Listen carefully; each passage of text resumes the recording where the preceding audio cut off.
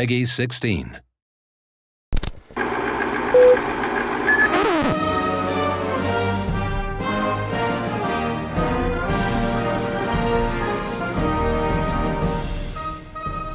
We are extremely proud to be able to create Tropico 6 and build on the unique creative foundation that was introduced over 20 years ago and refined by Hamimont Games with Tropico 3, 4 and 5. Tropico 5 in particular received significant critical acclaim, and we see it as a great challenge and our duty to improve on that. Greetings from your not yet hostile neighboring nation. For us, everything started with a new engine. Taking an existing game from 2014 and designing a new game around it wasn't an option for us. We wanted to build Tropico 6 from scratch and diverge a little from the cartoonish visuals the game had in the past, introducing cutting-edge graphics and realism to the series. We sat together and thought about what makes Tropico great and what might have hindered it in the past. And we tried to include the best parts while improving everything else. That way, the Tropico identity stayed alive, but it looks and plays better than ever before in the series. Going bigger is an obvious choice for a sequel, but we wanted to create something special and not just, say, increasing the size of a single island. The idea of having multiple islands totally makes sense when you look at the setting of the game. In real life, the Caribbean islands are rather small and numerous, rather than being a single landmass.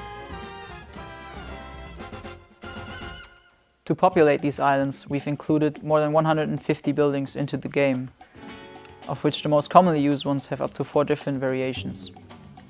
It's 50 more buildings than in Tropico 5, not including the variations.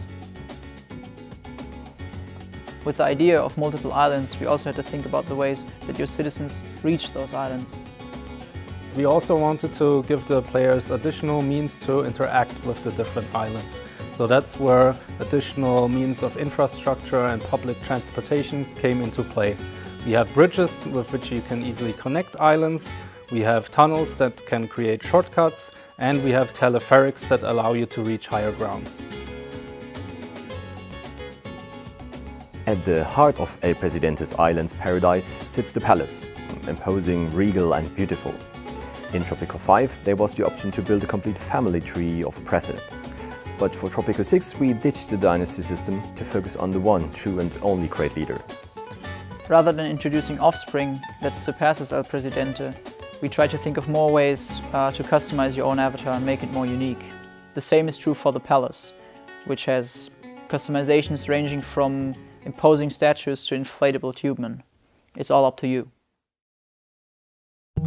Longtime fans will remember the Espionage add-on for Tropico 5, which raised the stakes in your relation with various superpowers. We really liked the idea that El Presidente wouldn't bow to his much larger enemies around the globe and would instead take anything he wanted from them with the help of some sneaky tactics.